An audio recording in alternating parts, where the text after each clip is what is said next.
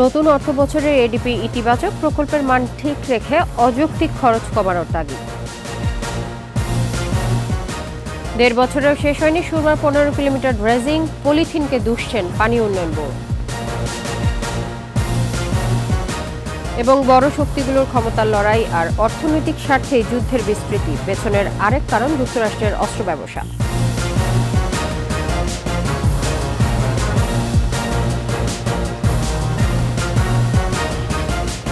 শুনছিলেন first security ইসলামী bank PLC সংবাদ শিরোনাম। আমন্ত্রণ সকাল ৯টার ২১ সংবাদে, আপনাদের সঙ্গে থাকছে ইসরাত জাহান।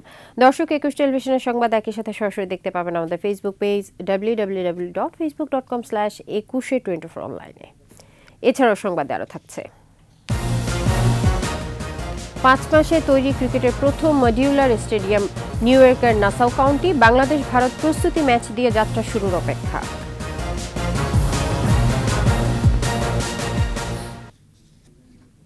সামগ্রিকভাবে ২০২৪-২৫ অর্থবছরের বার্ষিক উন্নয়ন কর্মসূচি এডিপিকে ইতিবাচক বলছেন অর্থনীতিবিদরা। তবে এটি বাস্তবায়নে বিদেশি অর্থায়ন গুরুত্বপূর্ণ উল্লেখ করে অযৌক্তিক খরচ কমানোর তাগিদ দেন তারা। এছাড়া উন্নয়ন বরাদ্দ বাস্তবায়নে মান নিশ্চিতের উপরও গুরুত্ব দেন অর্থনীতিবিদরা। তহিদুর রহমানের রিপোর্ট। নতুন অর্থবছরের জন্য ২,৬৫,০০০ কোটি টাকার বার্ষিক উন্নয়ন কর্মসূচি বা এডিপি চূড়ান্ত করেছে সরকার। মূল এডিপির সঙ্গে স্বায়ত্তশাসিত সংস্থা বা কর্পোরেশনের প্রায় ১৩,২৮৮ কোটি টাকার এডিপিও অনুমোদন হয়েছে। এর মধ্যে সরকারি তহবিল থেকে ১,৬৫,০০০ কোটি এবং বৈদেশিক ঋণ থেকে রেকর্ড ১ লাখ কোটি টাকা ব্যয়ের লক্ষ্য নির্ধারণ করা হবে।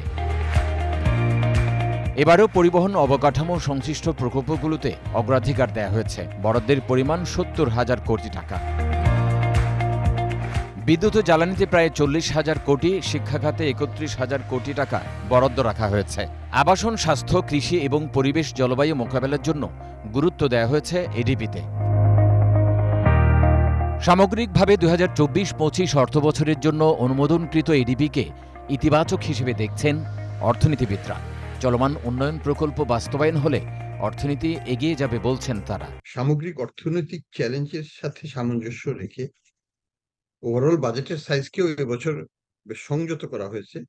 এডিপিও অবশ্যই বলতে হবে যেটা এটা ছোট আকারের এডিপি হচ্ছে এবছর সর্বোচ্চ, মানে প্রবৃদ্ধি যেটা টাকার অঙ্কে হয়েছে সেটা খুবই কম এবং প্রকৃত মূল্যে এডিপির সাইজ এবছরের বাজেটের এডিপির সাইজ গত বছরের বাজেটের এডিপি সাইজের চেয়ে অনেক কম হবে। তবে বরাদ্দ বাস্তবায়নে কেবল ভবন নয়, প্রয়োজন মানের উন্নয়ন।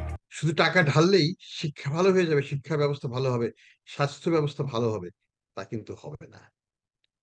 এখানে গুণগত মান বৃদ্ধির জন্য সরকারকে তাদের শিক্ষকদের ট্রেনিং, তাদের অ্যাকাউন্টেবিলিটি, তাদের ইভ্যালুয়েশন, ছাত্রদের ইভ্যালুয়েশন, শিক্ষকদের ইভ্যালুয়েশন করে গার্জিয়ানদের আস্থা ফিরিয়ে আনতে হবে।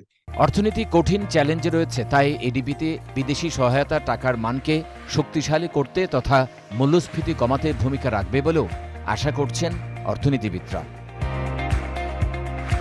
তৌহিদুর রহমান, ২১ টেলিভিশন, ঢাকা।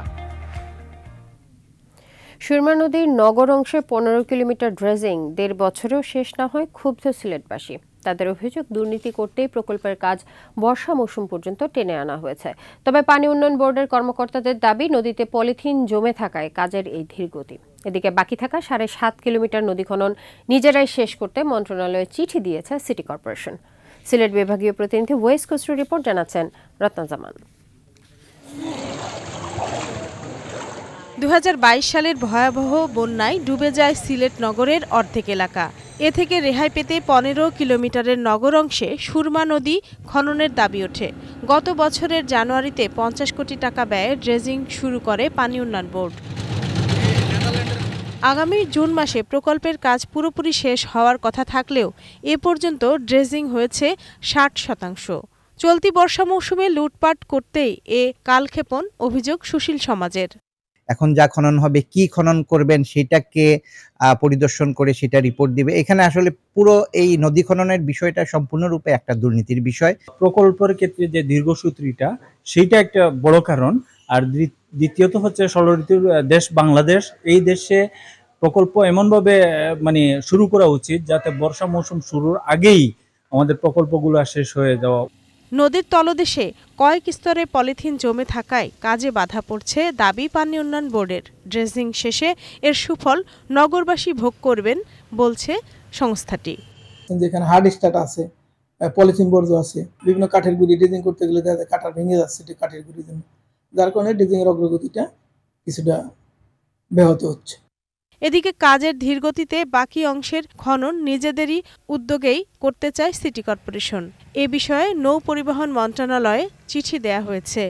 যে সিটি কর্পোরেশনের ভিতরে 7.5 কিলোমিটার আমরা ব্যক্তিগতভাবে সিলেট সিটি কর্পোরেশন খনন করব, যাতে তড়িৎ গতিতে এখান থেকে জেলা প্রশাসক মহোদয়ের সাথে আমি ব্যক্তিগতভাবে আমাদের সিও সাহেব আমরা গিয়ে কথা বলেছি। প্রকল্পের কাজ দ্রুত শেষ হলে বন্যা ও জলাবদ্ধতা থেকে রেহাই পাবেন সিলেট নগরবাসী। রত্না জামান, 21 টেলিভিশন। বিশ্বব্যাপী যুদ্ধ সংঘাত ব্যাপক মাত্রা বিস্তৃতির মূলে রয়েছে বৃহৎ শক্তিগুলোর ক্ষমতার লড়াই ও অর্থনৈতিক স্বার্থ। সামরিক ব্যয় বাড়িয়ে তারা নিজেদের ও মিত্রদের অস্ত্র ভাণ্ডার শক্তিশালী করছে। বিভিন্ন সংস্থার তথ্য মতে রাশিয়ার বিরুদ্ধে যুদ্ধে ইউক্রেনকে ও গাজা যুদ্ধে ইসরায়েলকে এ পর্যন্ত $8,000 কোটি ডলারেরও বেশি অস্ত্র দিয়েছে যুক্তরাষ্ট্র একাই। বিশ্লেষকরা বলছেন, অস্ত্র বাণিজ্য চালু রাখা ও আঞ্চলিক আধিপত্য ধরে রাখতে যুদ্ধ সংঘাত বন্ধে যথেষ্ট উদ্যোগী নয় পশ্চিমা বিশ্ব। এসব নিয়ে 21 স্পেশালে দুলি মল্লুকের 2 পর্বের প্রতিবেদনের আজ শেষ পর্ব।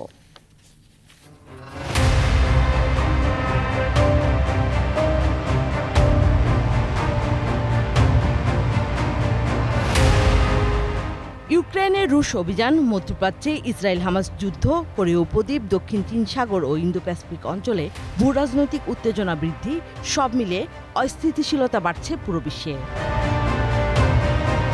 আধিপত্য ধরে রাখার লড়াইয়ে মার্কিন নেতৃত্বাধীন পশ্চিমা জোটের প্রতিদ্বন্দ্বী রাশিয়া, চীন ও ইরান প্রত্যেকেই বাড়াচ্ছে নিজ নিজ সামরিক শক্তি ও অস্ত্রের মজুদ। স্টকহোম ইন্টারন্যাশনাল পিস রিসার্চ ইনস্টিটিউটের মতে এবারে সর্বোচ্চ বৈশ্বিক সামরিক ব্যয় $2,40,000 কোটি। প্রথমবারের মতো একসঙ্গে 5টি ভৌগোলিক অঞ্চলে বেড়েছে এই ব্যয়। বিশ্বব্যাপী সামরিক ব্যয় বাড়া এক ধরনের দুষ্টচক্র। যখন আমার প্রতিবেশী দেশ তার ব্যয় বাড়াবে, তখন আমিও ব্যয় বাড়াতে বাধ্য। শীর্ষ 5 দেশের তালিকায় সবার উপরে যুক্তরাষ্ট্র, এরপর চীন, রাশিয়া, ভারত ও সৌদি আরব। বাইডেন প্রশাসন 2023 সালে সামরিক খাতে $91,600 কোটি খরচের ঘোষণা দেয়। যুক্তরাষ্ট্রের সঙ্গে ব্যয় বাড়ানোর প্রতিযোগিতায় যোগ দেয় মিত্র জোট ইউরোপিয়ান নেটো। 31 সদস্য দেশের ব্যয় দাঁড়িয়েছে $1,34,000। প্রশ্ন ওঠে, এত বিপুল অর্থ কোথায় কিভাবে খরচ করে পশ্চিমা বিশ্ব? $800 million, 600 Danish crowns, 300 million pounds। উত্তর খুব স্পষ্ট, ইউক্রেন ও গাজা যুদ্ধে অস্ত্র সরবরাহের চিত্রে।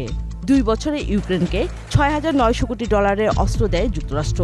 7 মাসে গাজায় ধ্বংসযজ্ঞে ইসরায়েলকে দেয় $1,000 কোটি অস্ত্র। বিশ্বের 90% অস্ত্র উৎপাদন করে যুক্তরাষ্ট্র। যুদ্ধ সংঘাতের জেরে 2023 সালের রেকর্ড $23,800 কোটি অস্ত্র বিক্রি করেছে দেশটি। বিশ্বব্যাপী যুদ্ধ সংঘাত চললেই যুক্তরাষ্ট্রের অস্ত্র বাণিজ্য চালু থাকে। সম্প্রতি এক গবেষণায় বের হয়ে আসে নেপথ্যের খবর। জানা যায়, সামরিক সহায়তার অর্থ সরাসরি কোনো দেশে পাঠায় না, ওই অর্থ দিয়ে তৈরি হয় নতুন অস্ত্র, পাঠানো হয় মজুদ থাকা অস্ত্র। 90% অর্থই আবার ফিরে পায় যুক্তরাষ্ট্র। নিউ ইয়র্ক টাইমসের সাবেক মধ্যপ্রাচ্য ব্যুরো প্রধান ক্রিস হ্যাজিজের মতে, কেবলমাত্র যুক্তরাষ্ট্র অস্ত্র সরবরাহ বন্ধ করলেই পুরো বিশ্বে থেমে যাবে যুদ্ধ সংঘাত। যুক্তরাষ্ট্র অস্ত্র না দিলে যুদ্ধ চলত না। ট্যাঙ্ক, আর্টিলারি, শেল সহ হাজার হাজার অস্ত্র দিচ্ছে, যার পুরোটাই তৈরি হয় যুক্তরাষ্ট্রে। তবে কেউ কেউ মনে করেন, যুদ্ধ সংঘাতের পেছনে আঞ্চলিক আধিপত্যকে কেন্দ্র করে বিভিন্ন দেশের স্বার্থ জড়িত। রাশিয়াকে দমাতে সুইডেন ও ফিনল্যান্ডের ন্যাটোতে যোগদান, কিংবা চীনের বিপরীতে ইন্দো প্যাসিফিকে জাপানকে শক্তিশালী করা, এমনই প্রচেষ্টার অংশ। বিশ্বের বৃহৎ শক্তিগুলোর এই ক্ষমতার লড়াইয়ের মূল্য বরাবরই নিম্ন ও মধ্য আয়ের দেশগুলোকে দিতে হয়। তাই যুদ্ধ বন্ধে তাদের জোরালো দাবির পক্ষে বাড়ছে সমর্থন। দুলি মল্লিক, 21 টেলিভিশন। দেশব্যাপী হিট অ্যালার্টের আওতা কমিয়েছে আবহাওয়া অফিস। আগামী 48 ঘন্টায় ঢাকা বিভাগের পশ্চিমাঞ্চল, রাজশাহী, খুলনা বিভাগে মৃদু থেকে মাঝারি তাপপ্রবাহ বয়ে যেতে পারে। এছাড়া দেশের বাকি অংশে কমেছে গ্রীষ্মের উত্তাপ। একই সঙ্গে 20 মে থেকে সারা দেশে কাল বৈশাখী সহ বজ্রবৃষ্টি হতে পারে। আর 23 তারিখের পর বঙ্গোপসাগরে সৃষ্টি হতে পারে লঘুচাপ। মফিউর রহমানের রিপোর্ট। গ্রীষ্মের উত্তাপে দেশের 5 বিভাগে 48 ঘন্টা তাপপ্রবাহ সতর্কতা জারি করেছিল আবহাওয়া অফিস। তবে বৃহস্পতিবার দেশের বিভিন্ন জায়গায় ঝড় বৃষ্টির পর কমানো হয়েছে সতর্কতার আওতা।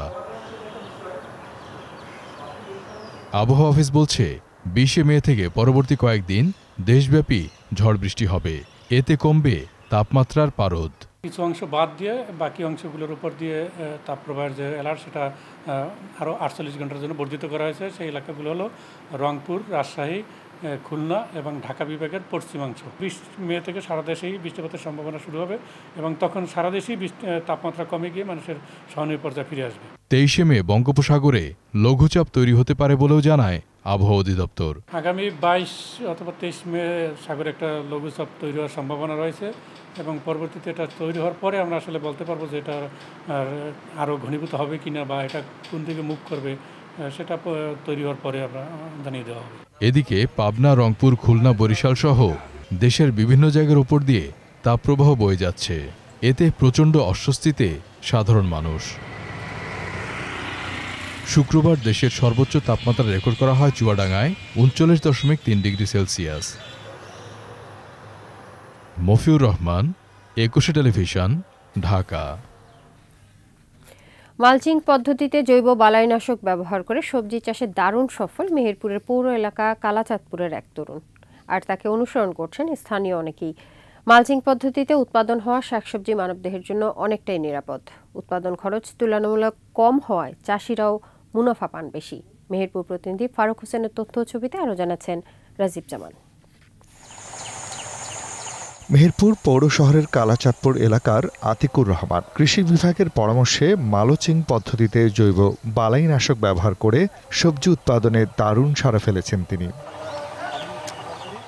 এই পদ্ধতির চাষাবাদে সবজিতে কীটনাশক প্রয়োগের পরিবর্তে ফেরোমেন ট্র্যাপ ব্যবহার করে পোকামাকড় দমন করা হয়। পরিকল্পিত উপায়ে লাইন ও নালা করে আগাছা দমন, পানি নিষ্কাশন, সার ও পানি ব্যবহার করায় উৎপাদন খরচও অনেক কম হয়। ফলে প্রচলিত চাষাবাদের তুলনায় মালচিং পদ্ধতির চাষাবাদে মুনাফা বেশি।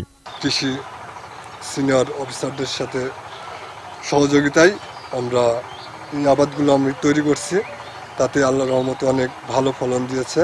শুরুতে মালচিং পদ্ধতিকে অনেকেই গুরুত্ব দিতেন না, কিন্তু স্মার্ট কৃষিতে লাউ, শশা, বেগুন, চিচিঙ্গা, ক্যাপসিকাম, পেঁপে, মরিচ চাষে এখন স্থানীয়রা আগ্রহ দেখাচ্ছেন। আমিও এখন চিন্তা ভাবনা করছি যে আমার এই ভাইয়ের ছেলের সাথেই যোগাযোগ করি যে কিভাবে আবাদগুলা করা যায়। এই সফলতা লাভের জন্য আমরা চেষ্টা করব। মানুষের সবাই বলা বলি করছে যে ধ্বংসর পথে হবে বা এগুলো ক্ষতিগ্রস্ত হবে, তাতে এখন ফলাফল এসছে যে আবাদ করেছে তাতে দেখা যাচ্ছে যে বহুত কিছু সফল অর্জন করেছে।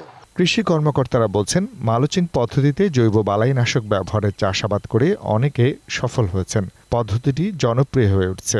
মালচিং ব্যবহার করলে সেখানে আপনার আগাছা কম হচ্ছে, আপনার সারের অপচয় কম হচ্ছে, পানির অপচয় কম হচ্ছে এবং আপনার এখানে শ্রমিক খরচ কম লাগছে বলে কৃষক লাভবান হচ্ছে এবং দিন দিন মেহেরপুরে এই প্রযুক্তি ছড়িয়ে যাচ্ছে। রাসায়নিক বালাইনাশক ব্যবহার না হয় মালচিং পদ্ধতিতে চাষ হওয়া সবজি তুলনামূলক স্বাস্থ্যসম্মত ও নিরাপদ। রাজীব জামান, একুশে টেলিভিশন। আর এর সাথে শেষ করছি সকাল 9টার 21 সংবাদ। তবে যাবার আগে ফার্স্ট সিকিউরিটি ইসলামী ব্যাংক পিএলসি সংবাদ শিরোনামগুলো আরও একবার।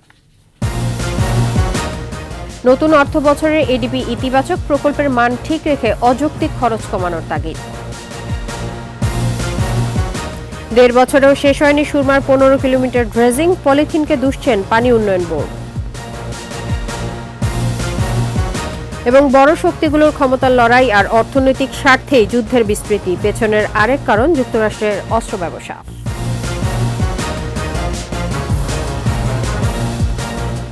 সর্বশেষ খবর জানতে ডায়াল করুন 2021 নম্বরে আর ভিজিট করুন 21-tv.com এই ওয়েবসাইটে। এছাড়া ফেসবুকে ভিজিট করতে পারেন facebook.com/2124 অনলাইনে। এতক্ষণ সাথে থাকার জন্য ধন্যবাদ। পরের সংবাদ দুপুর 12টায় দেখার আমন্ত্রণ রইল। 21-এর সাথেই থাকুন।